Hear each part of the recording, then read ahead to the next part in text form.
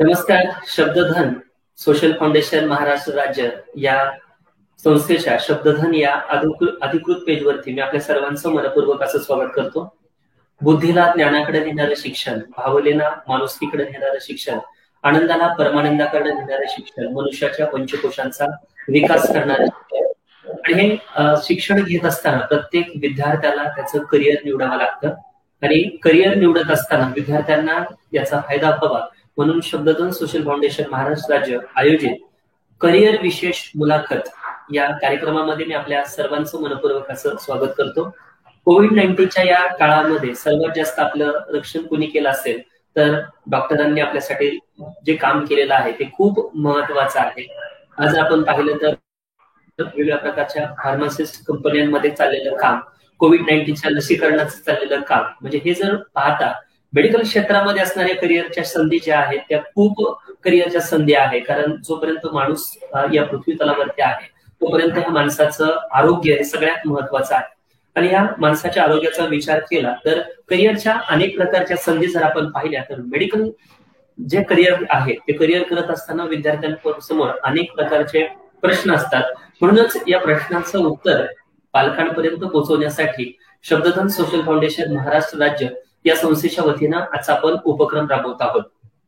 आज लाभलेले आपल्याला जे अतिथी आहेत त्यांच्या ओळख करून देत असताना अगा विश्वचे कधामा तुझा प्रसादू चंद्रमा करून माझं पौर्णिमा स्फूर्तीची जे पौर्णिमेचा चंद्र ज्या पद्धतीनं सगळीकडे स्फूर्ती निर्माण करतो त्या पद्धतीनं आपल्या ज्ञानाच्या जोरावरती ज्यांनी आजपर्यंत प्रगती केलेली आहे, ज्यांच्या अनेक विद्यार्थी नामांकित अशा गव्हर्नमेंट मेडिकल कॉलेजमध्ये MBBS करत आहेत, त्याच पद्धतीनं GS medical college, grand medical college, BJ medical college, Miraj medical college, अगदी आपल्या बारामतीमध्ये असणाऱ्या गव्हर्नमेंटच्या मेडिकल कॉलेजमध्ये ज्यांचे विद्यार्थी मेडिकलचं शिक्षण घेत आहेत असे अनेक विद्यार्थ्यांना घडवणारे शिक्षक आपल्या सोबत आहेत.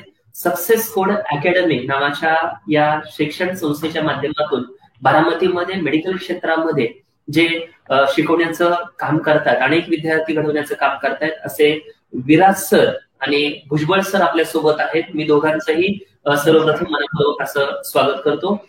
भुजबळ सर हे जैव तंत्रज्ञान या विषयामध्ये पदव्युत्तर असून डॉक्टर विराज येळे सर हे या विषयामध्ये शिक्षण क्षेत्रातील सर्वोच्च होणारी डिग्री PhD आहे. तसेच CSIR तर्फे घेण्यात येणाऱ्या NET national eligibility test NET नावाची जी परीक्षा असते ती राष्ट्रीय पातळीवरच्या असणाऱ्या परीक्षेमध्ये सरांचा ऑल इंडिया रँक हा 55 आहे. आणि असं उच्च शिक्षित असताना सुद्धा आपल्या शिक्षण क्षेत्रामध्ये प्रचंड प्रमाणाचं काम करणारे भुजबळ सर आणि विराज सर दोघांचंही मी पुन्हा एकदा मनपूर्वक या कार्यक्रमामध्ये सर स्वागत करतो. धन्यवाद सर. धन्यवाद सर. हा नक्कीच सर. शब्दधनच्या माध्यमातून आजचा हा आपला कार्यक्रम सुरू आहे. अनेक विद्यार्थी पालक हा कार्यक्रम त्या ठिकाणी पाहत आहेत. आजचा जो आपला विषय जो आहे नीट परीक्षा संधी आणि आव्हाने या विषयावरती आपण चर्चा करणार आहोत. सर्वप्रथम आपण विराज सरांशी चर्चा करणार आहोत. डॉक्टर विराज येळे सर त्यांच्याशी आपण चर्चा करतोय. सर, नीट परीक्षा म्हणजे नेमकं काय असतं सर? धन्यवाद सर. प्रथमतः मी शब्दधन या आपल्या सामाजिक संस्थेचा आभार मानतो की त्यांनी आपल्याला असा एक सुंदर प्लॅटफॉर्म तयार करून दिलाय. सर, नीट परीक्षा याबद्दल बोलण्यासाठी आता आपल्याला सुरुवात अगदीच त्याच्या लॉंग फॉर्म पासून करायला पाहिजे. नीट म्हणजे national eligibility cum entrance test. आता ही परीक्षा नक्की काय आहे तर ही परीक्षा पात्रता आणि प्रवेश अशा दोन्हीसाठीची घेतली जाणारी परीक्षा, ज्या कोणालाही वैद्यकीय क्षेत्रात आपलं करिअर करायचं आहे, मग MBBS असू द्या, BDS असू द्या, BAMS, BHMS किंवा अशा अनेक वैद्यकीय कोर्सेससाठी प्रवेशासाठी लागणारी परीक्षा म्हणजे national eligibility cum entrance test. Sir, धन्यवाद सर. म्हणजे 12वी सायन्स नंतर किंवा या प्रकारच्या परीक्षेनंतर आपल्याला वैद्यकीय क्षेत्रामध्ये करिअर करता येतं. म्हणजे विराज सरांनी आपल्याला सांगितलं NEET national eligibility cum entrance test. Sir, पुन्हा प्रश्न मी तुमच्याकडेच घेऊन येतोय की नीट परीक्षा किती गुणांची असते सर? सर, आता याच्यात थोडसा मी तुम्हाला बारकावा सांगू इच्छितो. नीट, आपण ज्या नीट बद्दल बोलतोय आता ती आहे नीट UG. म्हणजे आपण आता जे कोर्सेस फोकस करणार आहोत ते आहेत अंडर ग्रॅज्युएट साठीचे कोर्सेस. म्हणजे तुम्ही आता जसं सांगितलं वाबळे सर की 12वी नंतरच्या करिअरसाठी आपल्याला दिली जाणारी ही परीक्षा. आता या परीक्षेचा आपण गुणांचा विस्तार बघितला तर ती आहे 720 मार्कांची परीक्षा. आणि या परीक्षेसाठी आपण 12वी मध्ये 11वी आणि 12वी मध्ये सायन्स या स्ट्रीम मधून आपल्यासाठी फिजिक्स, केमिस्ट्री आणि बायोलॉजी हे 3 विषय महत्वाचे. या 3 विषयांवरती आधारित असणारी ही परीक्षा. यामध्ये अगदी सांगायचं झालं तर फिजिक्स हा 180 मार्कांचा विषय आहे, केमिस्ट्री हा 180 मार्कांचा विषय आहे, आणि आपलं क्षेत्र जरा वैद्यकीय क्षेत्र असल्यामुळं बायोलॉजीला जरा जास्त वेटेज आहे याच्यात. म्हणजे जास्त म्हणजे अगदी दुप्पट वेटेज आहे. बायोलॉजी हा तसं 360 मार्कांचा विषय आहे. अशा विषयावर वर्ग कार्य आपण करू शकतो. नक्कीच सर, म्हणजे मेडिकल क्षेत्रामध्ये ज्यांना करिअर करायचे त्यांच्यासाठी फिजिक्स, केमिस्ट्री आणि बायोलॉजी हे विषय खूप महत्वाचे आहे. विराज सर आपल्याशी संवाद साधतायत. विराज सर, नीट परीक्षेसाठी विषयानुसार प्रश्न व गुणांची पद्धती नेमकी कशी असते? सर आता याच्यात आपण आता जसं डिस्कस केलं की आपल्याला हे 3 विषय फार महत्वाचे आहेत, फिजिक्स, केमिस्ट्री आणि बायोलॉजी. जरी आपण गुणसंख्या सांगितली 720 तरी बऱ्याच विद्यार्थ्यांना हे माहित नसतं की याच्यात नक्की किती प्रश्न येतात. तर मी इथं नमूद करू इच्छितो की आपली ही परीक्षा 180 प्रश्नांची असते. म्हणजे विषयवार जर सांगायचं झालं तर यामध्ये प्रत्येकी आपण फिजिक्सला जर बघितलं तर 45 प्रश्न आहेत आणि प्रत्येक प्रश्न हा 4 गुणांचा आहे सर. म्हणजे 45 गुणिले 4 असं जर आपण साधं गणित केलं तर आपल्याला उत्तर मिळेल 180. असा तो 180 गुणांचा पेपर. तसंच केमिस्ट्री या विषयासाठी सुद्धा 45 प्रश्न असतात. प्रश्न म्हणजे थोडक्यात मी सांगतो sir, MCQ multiple choice question, बहुपर्यायी प्रश्न ज्याला म्हणतो आपण. तर प्रत्येकी 4 गुण असणारा हा प्रश्न केमिस्ट्रीचे 45 आणि बायोलॉजीचे मात्र 90 प्रश्न असतात, ज्यालाही प्रत्येकी 4 गुण असतात. असे बायोलॉजीचे 360 गुण, अशी 720 गुणांची ही परीक्षा आहे. नक्कीच, म्हणजे ज्या विद्यार्थ्याला वैद्यकीय क्षेत्रामध्ये करिअर करायचंय त्याच्यासाठी सगळ्यात महत्वाची मानली जाणारी जी परीक्षा आहे की नीट परीक्षा. म्हणूनच नीट परीक्षा संधी आणि आव्हाने या विषयावरती आपण चर्चा करतोय. आपल्यासोबत सक्सेस कोड अकॅडमीचे संचालक भुजबळ सर आणि डॉक्टर विराज येळे सर आहेत. आपण त्यांची संवाद साधतोय. करिअर विषयीचे काही प्रश्न असतील ते सुद्धा आपण कमेंटमध्ये विचारू शकता. तब्बल 35हून अधिक पालक असतील, विद्यार्थी असतील, प्रेक्षक आता आपल्याला लाईव्ह पाहतायत आणि या कार्यक्रमाच्या निमित्तानं मी आपल्या सर्वांचाही धन्यवाद व्यक्त करतो. सर, नीट ह्या परीक्षेबद्दल आपण पाहिलं तर नीट ही परीक्षा कधी असते आणि त्यासाठी पात्र विद्यार्थी कोण? विराज सर. नीट परीक्षा केव्हा असते मला की हो नक्कीच सर, नीट परीक्षा केव्हा असते आणि त्यासाठी पात्र विद्यार्थी कोण? हा, मला तुमचा प्रश्न पोहोचलाय सर. आता याच्यामध्ये गंमत बघा सर, मागचा काही काळ बघतोय आपण, कोविडचा पॅन्डेमिक चालू आहे आणि या पॅन्डेमिक मध्ये यावर्षीही विद्यार्थ्यांना हा प्रश्न होता, नीट परीक्षा केव्हा होणार. आता तो प्रश्न सुटलाय खरं. 1 ऑगस्ट ही तारीख त्यांनी डिक्लेअर केली आहे. 1 ऑगस्ट 2021 ला ही नीट परीक्षा होणार आहे. पण आता हे झालं यावर्षीचं. आपण मला असं वाटतंय की थोडं जनरल की पूर्वापार प्रमाणे कशी चालत आली ही पद्धत याबद्दल थोडं बोलूया. नीट ही परीक्षा कंडक्ट करण्याची जबाबदारी 2019 पासून नॅशनल टेस्टिंग एजन्सी या संस्थेकडे आहे. आणि या नियमावलीनुसार नीट ही परीक्षा प्रत्येक वर्षी एकदा घेतली जाते आणि ती घेताना मे महिना याच्यातला पहिला रविवार जो असतो त्या रविवारी असते. मग दरवर्षी ही परीक्षा मे मध्येच असते.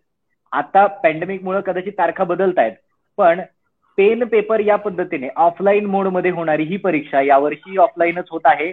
आता 1 ऑगस्टला आहे, पण विद्यार्थ्यांनी हे लक्षात ठेवा की दरवर्षी याची तारीख मे महिन्याचा पहिला रविवार असतो. वाबळे सर. नक्कीच सर, म्हणजे मे महिन्याच्या पहिल्या रविवारी ही परीक्षा असते. ही परीक्षा नॅशनल टेस्टिंग एजन्सी या एजन्सीकडून घेण्यात येते आणि 720 मार्काची असणारी ही परीक्षा फिजिक्स, केमिस्ट्री आणि बायोलॉजी या विषयासह आपल्याला देता येते. म्हणजे विद्यार्थी पालकांसाठी, जे विद्यार्थी हा कार्यक्रम पाहत आहेत त्यांच्यासाठी करिअरच्या दृष्टीने ही विशेष मुलाखत आहेत. सक्सेस कोड अकॅडमीचे संचालक भुजबळ सर आणि डॉक्टर विराज येळे सर आपल्याशी संवाद साधतायत. करिअर विषयी काही आपल्याला प्रश्न असतील तर आपला संपर्क क्रमांक सुद्धा मी सरांचा आपल्या स्क्रीनवरती दिलेला आहे, आपण त्या ठिकाणी विचारू शकता. खऱ्या अर्थानं सक्सेस म्हणजे ज्या अकॅडमीच्या नावातच यश आहे. तुम्हाला काय मिळतं ते यश नसतं, तर तुम्ही काय बनता ना त्याला यश असं म्हटलं जातं.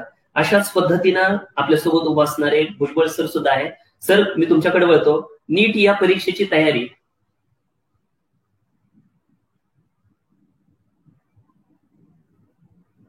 भुजबळ सर आपल्याशी आपण संवाद साधतोय त्या ठिकाणी सक्सेस कोड अकॅडमीचे संचालक वाबळे सर, मी मगाशी एक प्रश्न जो आपण विचारला होता त्याला थोडस पुढे नेण्याचा एक प्रयत्न करतो. पात्रता, आपण एक पात्रता नावाचा एक कॅटेगरी काढली होती प्रश्नामध्ये की 12वी नीट या परीक्षेसाठी पात्र विद्यार्थी कोण आहेत. मला वाटतं तो मुद्दा मी जरा इथं हायलाइट करून सांगतो तुम्हाला. नीट परीक्षा देताना आपल्याला कमीत कमी 12वी होणं अपेक्षित आहे. आता 12वी होणं म्हणजे 10+2 हे आपण जनरली पुस्तकामध्ये वाचतो, पण 12वी होत असताना आपण सायन्स या स्ट्रीम मधून 12वी असणं अपेक्षित आहे. त्याच्यासाठी तुम्हाला फिजिक्स, केमिस्ट्री आणि बायोलॉजी हे 3 विषय असू शकतात आणि त्यासोबत तुम्ही बायोलॉजीला और एक विषय असू शकतो बायोटेक्नॉलॉजी. म्हणजे तुमचं पीसीबी असणं कंपल्सरी आहे.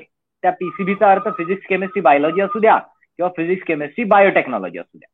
असे विद्यार्थी 12वीची परीक्षा जे देणारे आहेत ते तर पात्र असतातच, पण काही असे विद्यार्थी असतात सर आपल्याकडं की ज्यांना पहिल्या प्रयत्नात यश नाही मिळत.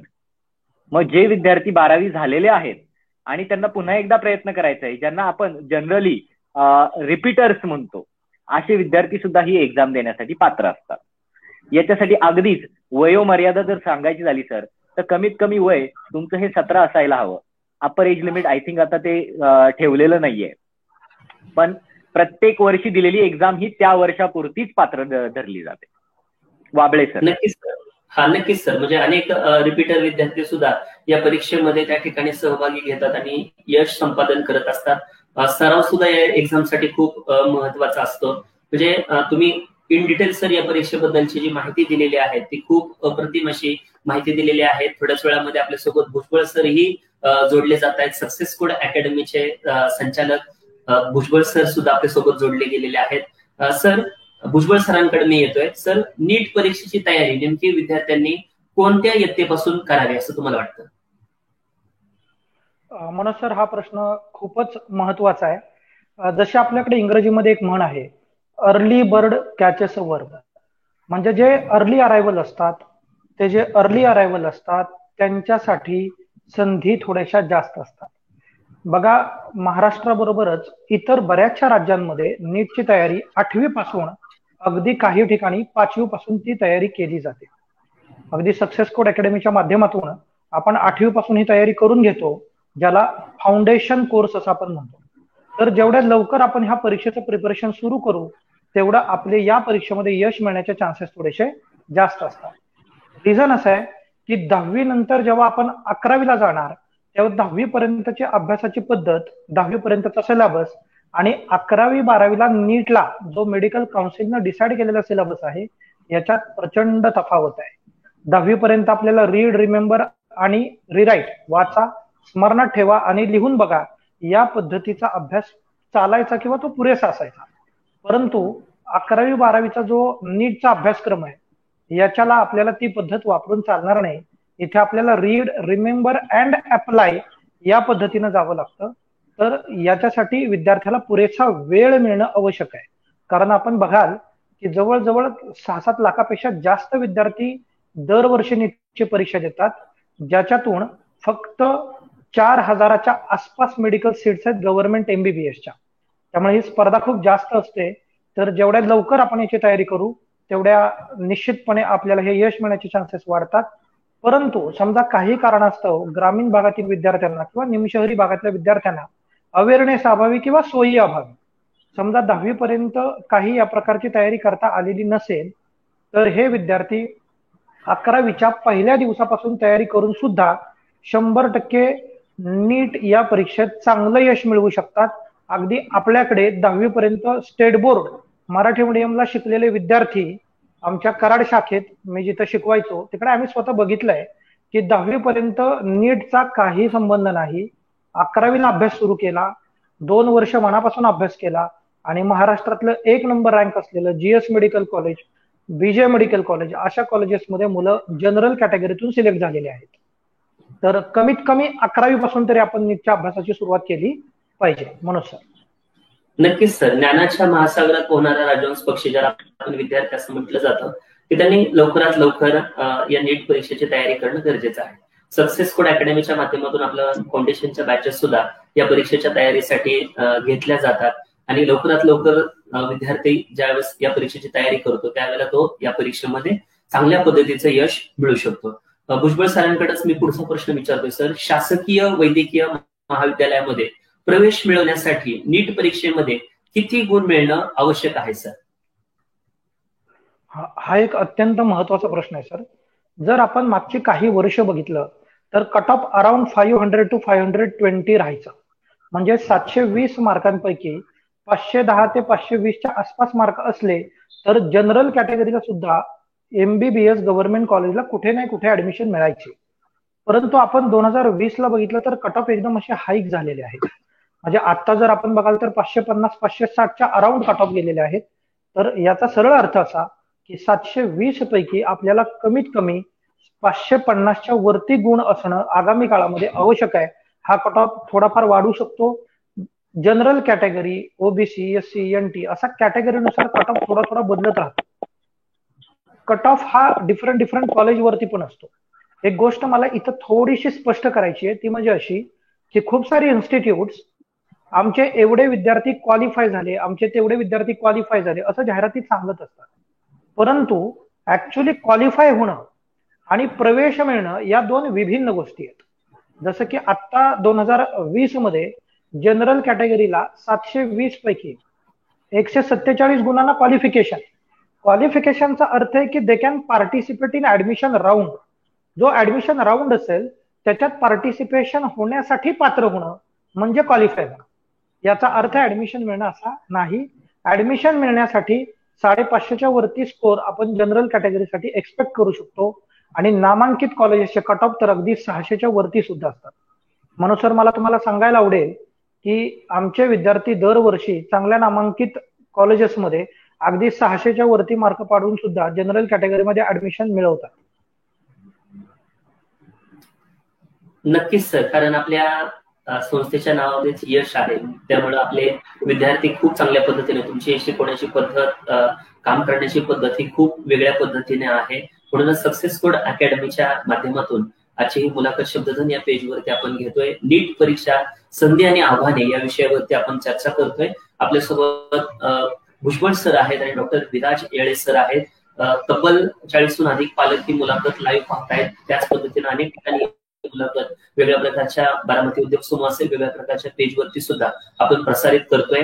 कारण करिअर विशेष ही मुलाखत आहे. प्रत्येक विद्यार्थ्यासमोर असणाऱ्या प्रश्नाचं उत्तर, ज्या विद्यार्थ्याला मेडिकल क्षेत्रामध्ये करिअर करायचंय त्यासाठी नीट परीक्षा संधी आणि आव्हाने या विषयावरती आज आपण चर्चा करतोय.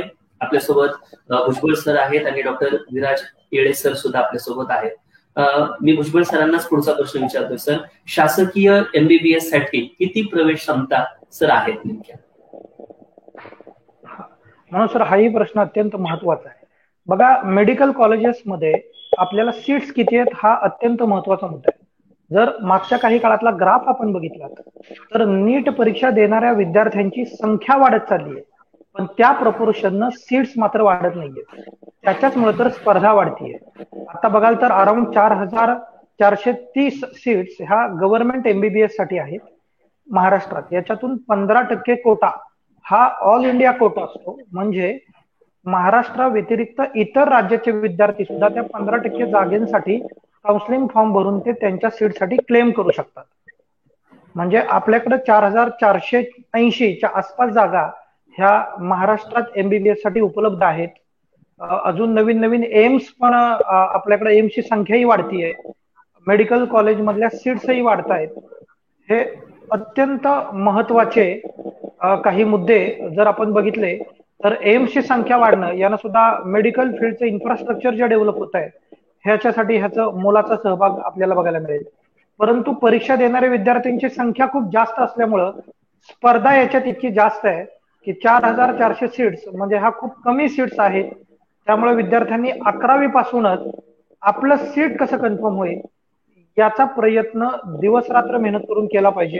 आता दिवस रात्र म्हणत असताना मेहनत दिवस रात्र नकोय, तर स्वप्न डोक्यात दिवस रात्र असलं पाहिजे आणि योग्य नियोजन करून व्यवस्थित दिवसाचा प्लॅन केला तर आपल्याला कधीच अत्यंत जास्त अभ्यास किंवा अत्यंत कमी अभ्यास करावा लागत नाही. आमचे स्टुडंट आहे ते असं म्हणते की मी कधीच जास्त अभ्यास केला नाही कारण मी कधीच कमीही अभ्यास केला. तर खूप जास्त अभ्यास तेव्हाच करावा लागेल जेव्हा तुम्ही काही काळ खूप कमी अभ्यास करा.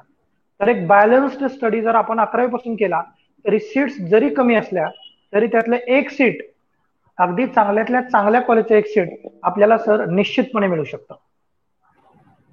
नक्कीच सर, आपण त्या ठिकाणी संवाद साधतोय सक्सेस कोड अकॅडमीचे संचालक भुजबळ सर आणि डॉक्टर विराज येळे सर यांच्याशी संवाद साधतोय. नीट परीक्षा संधी आणि आव्हाने या विषयावरती आपण चर्चा करतोय. मी डॉक्टर विराज येळे सरांना पुढचा प्रश्न विचारतो. सर, प्रचंड प्रमाणाची स्पर्धा यामध्ये आहे, यश अपयश असतंच. बऱ्याच विद्यार्थ्यांचं स्वप्न असतं की मला MBBS लाच प्रवेश मिळाला पाहिजे, परंतु काही कारणास्तव एखाद्या विद्यार्थी नीटचं प्रिपरेशन करतोय, त्याला जर MBBS ला प्रवेश मिळाला नाही तर त्याच्यासमोर वैद्यकीय क्षेत्रामधील आणखी कोणते पर्याय उपलब्ध असतात सर? फारच बारकाव्याचा प्रश्न आहे सर हा. म्हणजे बऱ्याच विद्यार्थ्यांना आपण नीट देताना जर त्यांचं एम विचारलं सर, तर डोळे झाकून प्रत्येकाचं एम आहे नाही मला सर MBBSच मिळवायचं आहे, मी MBBS चीच तयारी करतोय इथं. पण दुर्दैवाने बऱ्याच विद्यार्थ्यांना MBBS सिलेक्शन होत नाही सर. याच्या मागं खूप प्रचंड असणारी स्पर्धा आहे. आता या स्पर्धेत असताना कदाचित MBBS नाही मिळालं म्हणजे आपलं अल्टिमेट एम सक्सेसफुल नाही जरी झालं तरी त्याला खूप असे पर्याय उपलब्ध आहेत. आता या पर्यायांपैकी काही पर्यायांची नावं मी सांगू इच्छितो सर. जसं की डेंटिस्ट्री, BDS हा एक उत्तम कोर्स आहे, आपण याला सुद्धा जाऊ शकतो. आपण आता पाहत असाल की या पॅन्डेमिक मध्ये आपल्याला आपल्याच कन्व्हेन्शनल काही थेरपीची महत्व कळलं, जसं की होमिओपॅथी, आयुर्वेदा. आपण या BHMS किंवा BAMS अशा कोर्सेसला सुद्धा सर जाऊ शकतो. इव्हन आपण वेटरनरी सायन्स हा एक आस्पेक्ट आपण जनरली कन्सिडर नाही करत, पण हा एक उत्तम पर्याय आहे सर. वेटरनरी सायन्स साठी BVSC हा जो कोर्स आहे हा सुद्धा नीटच्या अंतर्गत येतो, त्यामुळे ते पर्याय आपल्यासाठी खुले आहेत.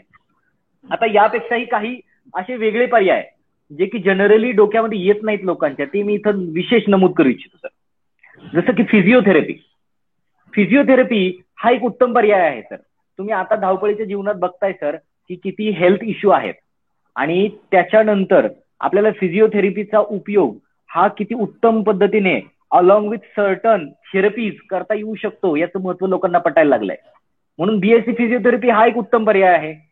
तसंच BSc नर्सिंग म्हणजे सर आपल्या ग्रामीण भागाच्या विद्यार्थ्यांच्या दृष्टीने सांगायचं झालं तर BSc नर्सिंग केल्यानंतर गव्हर्नमेंटच्या जॉब्स आपल्याला मिळण्याचे चान्सेस किंवा तिकडे जाण्याचे चान्सेस सुद्धा आपले वाढतात. किंवा मोठे मोठे आपले हॉस्पिटल्स असतात, मल्टी स्पेशालिटी हॉस्पिटल्स, त्या ठिकाणी काही रिक्त जागा असू शकतात, तिथं आपला अप्रोच वाढू शकतो. अशा कोर्सेसला आपण नक्कीच चूज करावं. आपला प्रयत्न हा उत्तमच होता, पण MBBS ला सक्सेस नाही मिळालं म्हणजे फेल्युअर असं न समजता आपण त्याला अनेक पर्यायाच्या दृष्टीने ओपन राहिलं पाहिजे आणि त्याच्यातही आपलं सक्सेस शोधलं पाहिजे. वाबळे सर. नक्कीच सर, म्हणजे तुम्ही सांगितलेले विविध पर्याय हे खूप विद्यार्थ्यांनी पालकांच्या दृष्टीनं महत्वाचे आहे, कारण अनेक पर्याय जे आहेत आता आपण ज्या पद्धतीने सांगितलेलं की आज आपण त्या ठिकाणी शुद्धधन या पेजवरती आपण चर्चा करतोय. सक्सेस कोड अकॅडमीचे संचालक भुजबळ सर आणि डॉक्टर विराज येळे सर नीट परीक्षा संधी व आव्हाने या विषयावरती आपण चर्चा करतोय. पुढचा जो प्रश्न आहे तुम्ही विराज सरांनाच विचारतोय सर. बऱ्याच विद्यार्थ्यांचा एक प्रश्न नेमका असतो की आपण नेमका या नीट परीक्षेचा अभ्यास कसा केला पाहिजे किंवा अभ्यास कसा करावा सर? म्हणजे हा प्रश्न म्हणजे प्रत्येक विद्यार्थी अगदी तो 11वीला येऊन सुरुवात करत असेल तो 12वी संपेपर्यंत त्याला हा पडलेला प्रश्न असतो सर, नीटची तयारी कशी करावी. याला आपण भुजबळ सरांनी जी माहिती दिली त्याला मी थोडं पुढे नेऊ इच्छितो सर. सरांनी अगदीच सुरुवातीला सांगताना early bird catches the worm he phrase आपल्याला सांगितली, ज्याच्यात सरांनी सांगितलं की जो लवकर सुरुवात करेल त्याचे यशस्वी होण्याचे चान्सेस जास्त आहेत. हे तितकंच सत्य आहे जितकं आणखीन एक सत्य आहे, तुम्ही योग्य दिशेने प्रयत्न केले तरी तुमचे सक्सेस मिळण्याचे चान्सेस जास्त आहेत. तर मी तुम्हाला आता सरांनी वेळेचं महत्व सांगितलं, मी तुम्हाला दिशेचं महत्व सांगतो थोडं. आपण योग्य वेळी सुरुवात करणं आणि योग्य दिशेने सुरुवात करणं हे दोन्ही फार महत्वाचं आहे. योग्य दिशा काय, तर आपल्याला पहिल्यांदा नीट परीक्षा कुठल्या अभ्यासक्रमावर आधारित आहे हे माहिती पाहिजे. मेडिकल काउन्सिल ऑफ इंडिया काय सांगतं की तुमचा सिलेबस जो आहे तो बऱ्यापैकी NCERT याने डिझाईन केलेल्या 11वी आणि 12वीच्या फिजिक्स, केमिस्ट्री, बायोलॉजीच्या पुस्तकांवरती आधारित आहे. तसा सिलेबस तो डिक्लेअर करतात. आणि आपण आता रिसेंट झालेल्या एक्झाम्स 19 असू द्या, 20 असू द्या, यांचा जर ऑब्झर्वेशन केलं तर आपल्या लक्षात येईल. मी अगदी बायोलॉजी बद्दल सांगू इच्छितो सर, की बायोलॉजीमध्ये मागच्या वर्षी 2020ला 90 पैकी 90 प्रश्न हे NCERTच्या पुस्तकातून आले होते. म्हणजे आपल्याला ही क्लिअरिटी पाहिजे की तयारी करताना आपल्याला कुठल्या सिलेबसला फोकस करायचं आहे आणि कुठल्या पॅटर्नचा स्टडी करायचा आहे. सर बऱ्याचदा काय होतं, आपण महाराष्ट्र या स्टेटमध्ये राहत असताना स्टेट बोर्ड हे आपल्यासाठी महत्वाचंच आहे, कारण की आपला तो 12वी 10+2 हा क्वालिफिकेशन क्रायटेरिया आहे.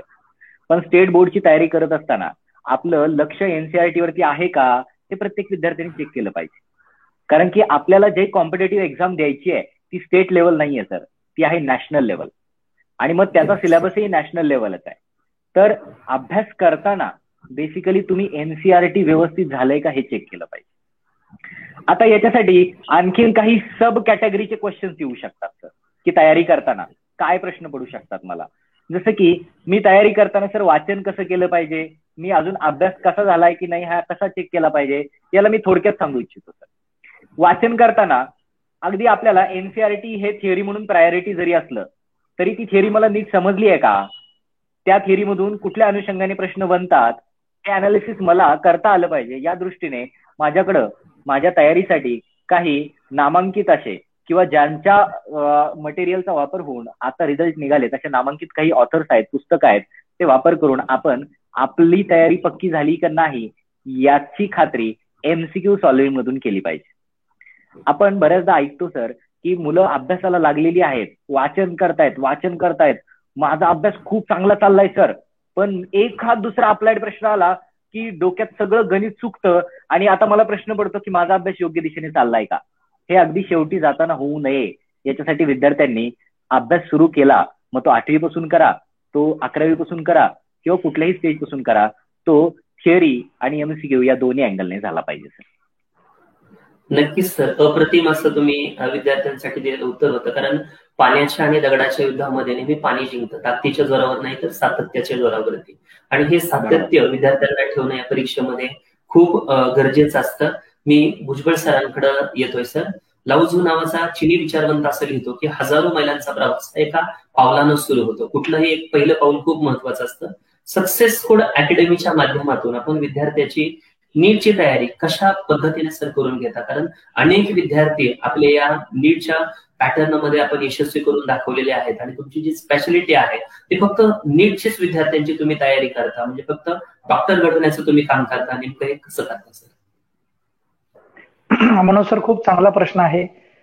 जसं तुम्ही आता म्हणालात की journey of 1000 miles starts with a single step, अगदी असंच एक मोठं स्वप्न बघून सक्सेस कोड अकॅडमीची स्थापना डॉक्टर विराज सर आणि मी बारामतीमध्ये, आपल्याला माहिती असेल दीपक आर्ट्सच्या बाजूला अंबिका नगर येथे मनपसंत कलेक्शनच्या वरती सुरू केली.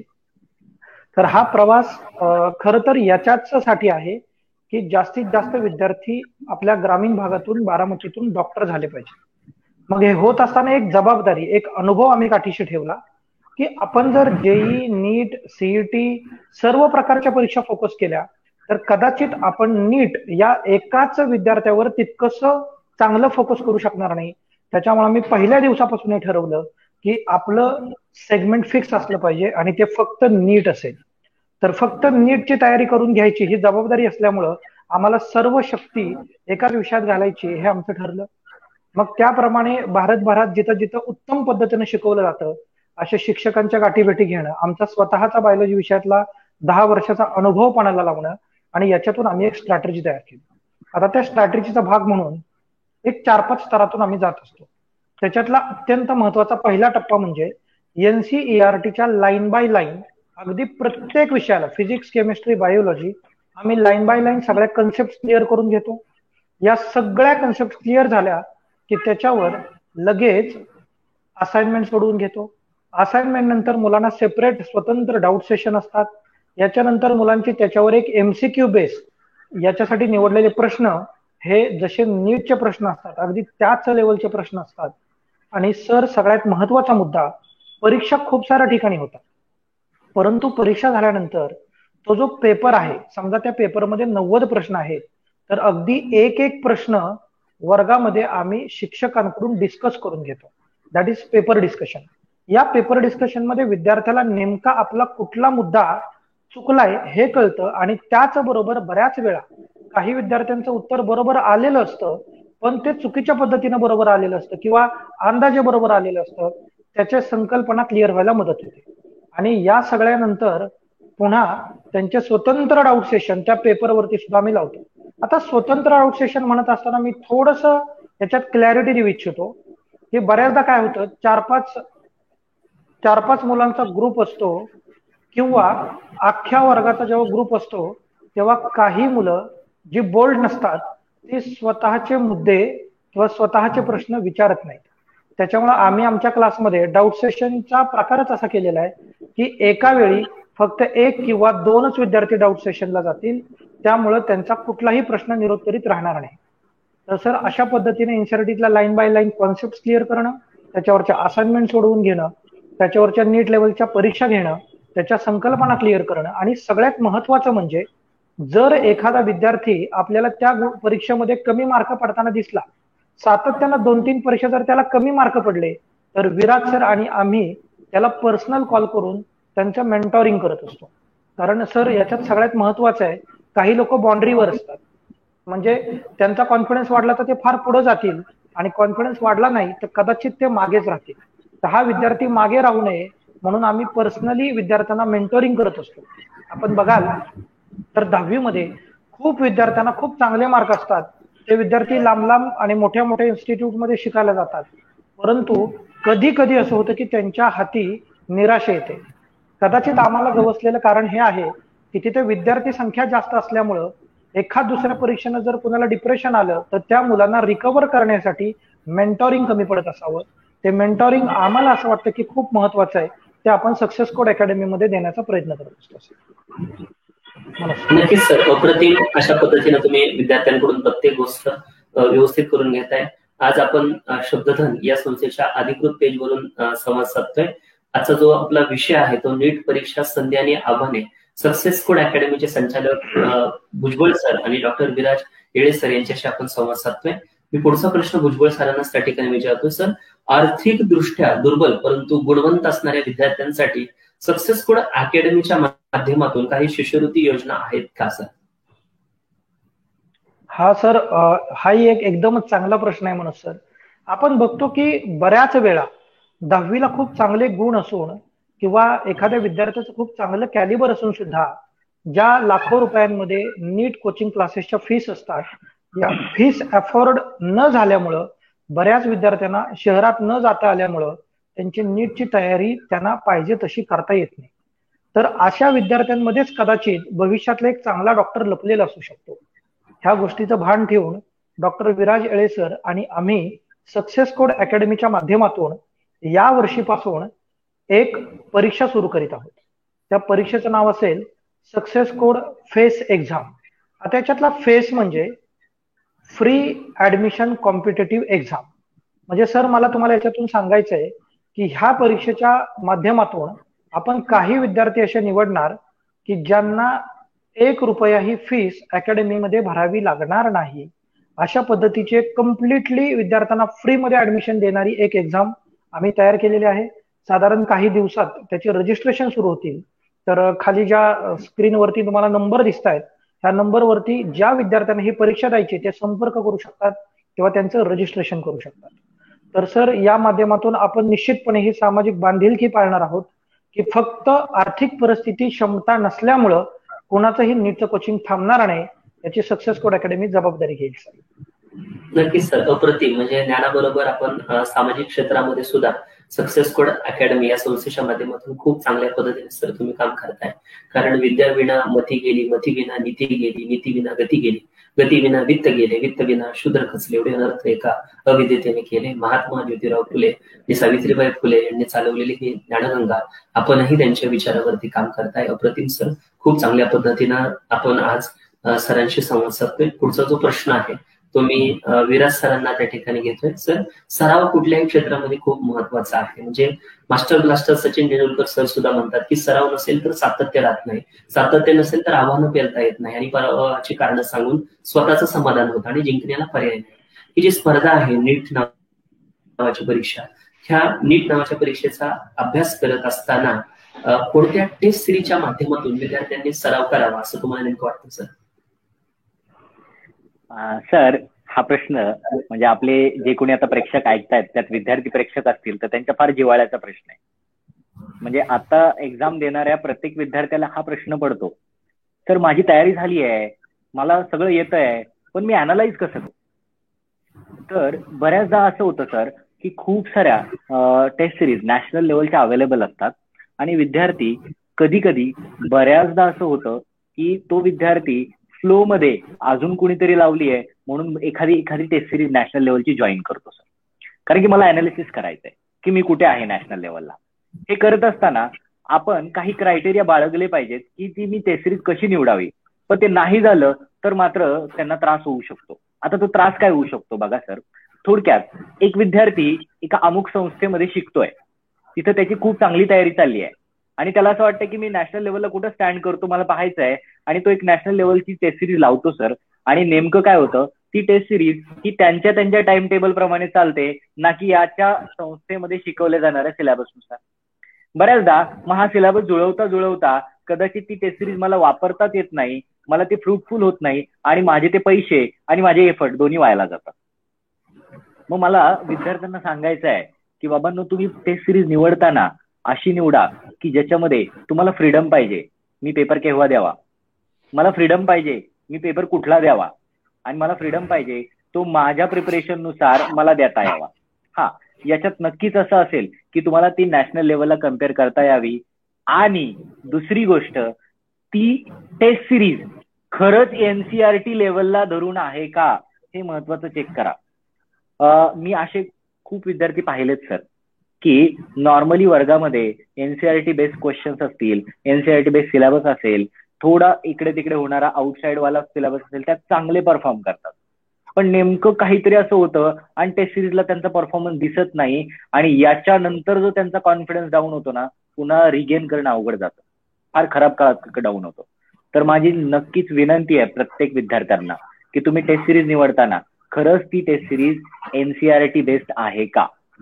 म्हणजे मला खूप आनंद होतो सांगायला सर की ऑनलाईन पोर्टलवरती सक्सेस कोड अकॅडमीच्या ऍप थ्रू आपण अशा काही उपक्रम चालवतो ज्याच्यामध्ये आपला जो ऍप आहे त्या ऍपमध्ये आपण अशी सोय दिलेली आहे की कोणीही विद्यार्थी जो आपल्या ऍप मधून लायब्ररी ऍक्सेस करतो त्याला त्याच्या वेळेनुसार त्याच्या हव्या असणाऱ्या सिलेबसवरती त्याच्या झालेल्या प्रिपरेशन वरती तो केव्हाही कितीही एनसीआरटी बेस्ड टेस्ट काढू शकतो आणि त्या देऊ शकतो.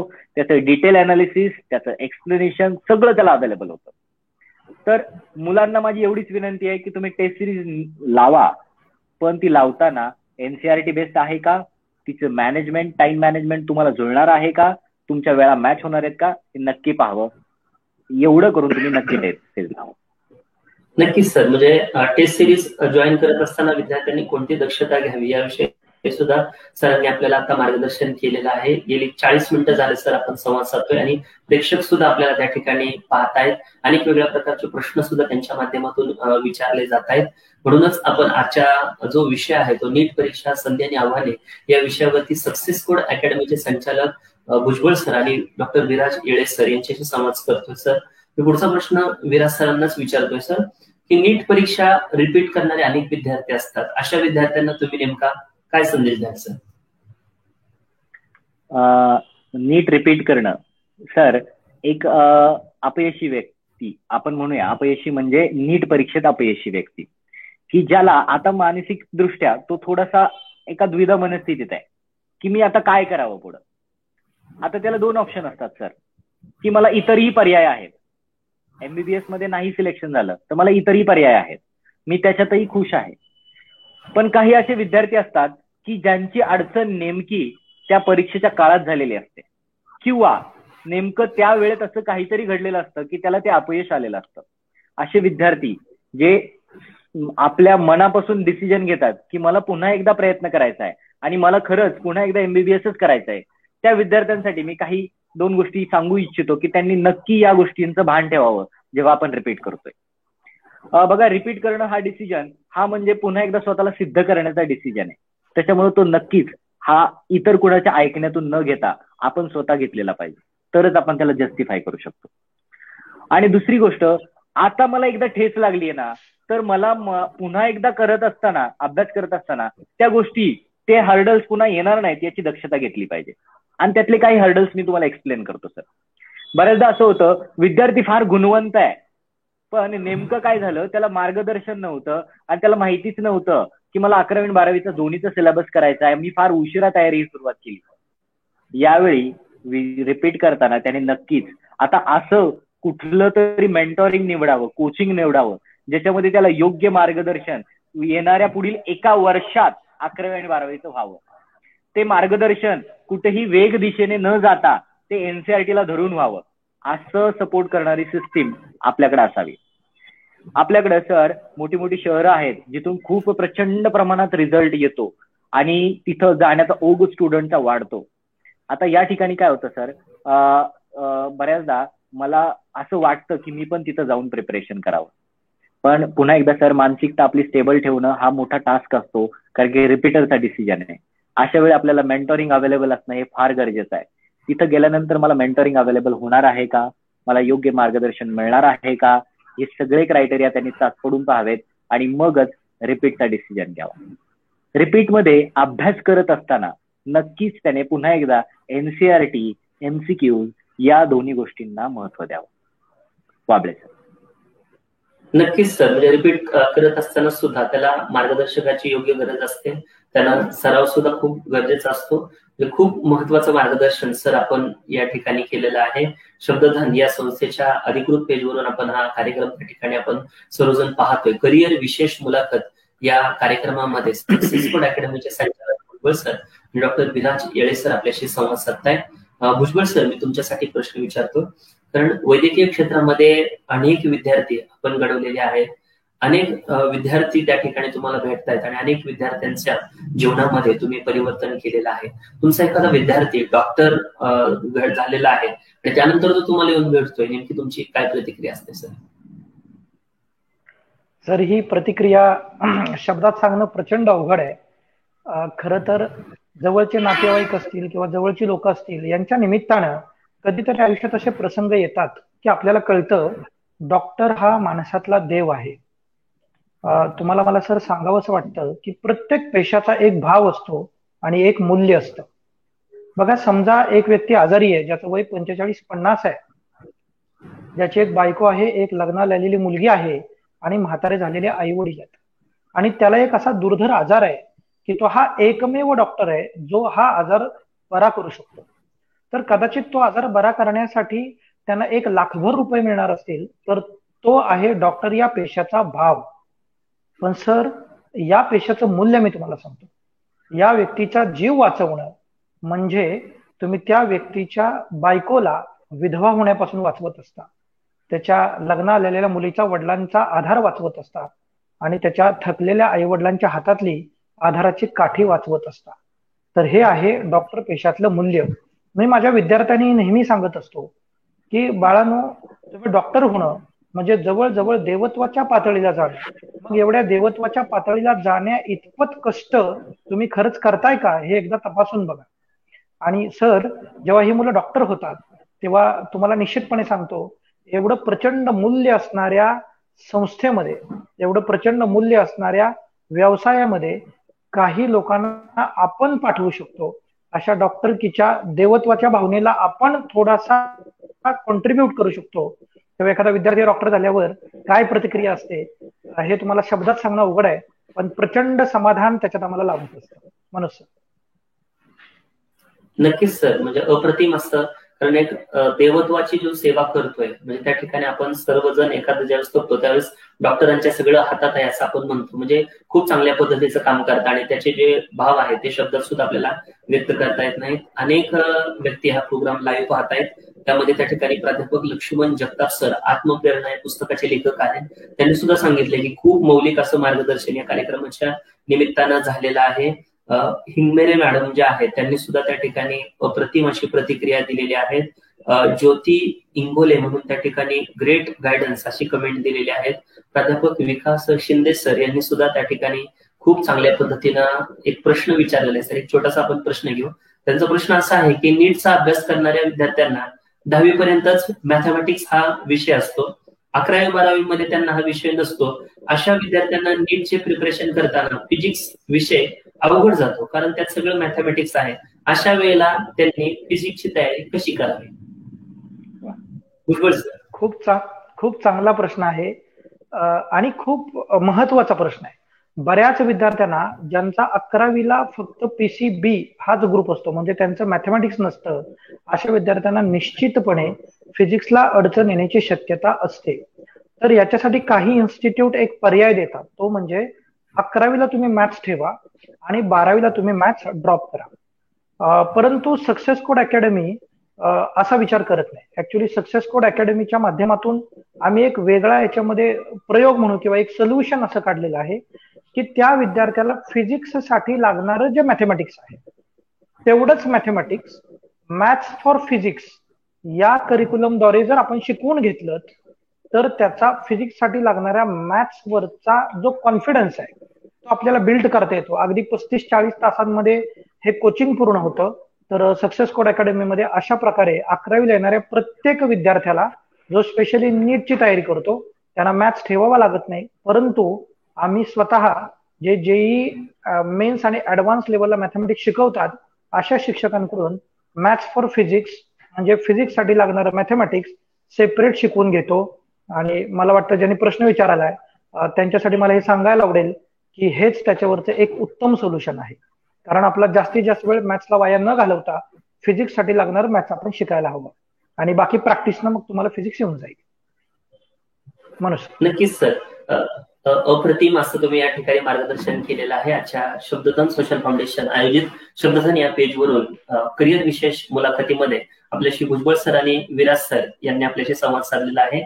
कमेंट मध्ये आपल्याला सरांचा नंबर सुद्धा पाहायला मिळणार आहे. सक्सेस कोड अकॅडमीला सुद्धा आपण एकदा अवश्य भेट द्या की ज्या विद्यार्थ्यांना नीटचं प्रिपरेशन करायचं आहे अशा विद्यार्थ्यांनी एकदा त्या ठिकाणी भेटून सरांचं मार्गदर्शन नक्की घ्यावं. आणि सर आपणही या ठिकाणी आज बहुमूल्य असा वेळ या कार्यक्रमाच्या निमित्तानं भुजबळ सर आणि डॉक्टर विराज येळे सर यांनी दिलेला आहे.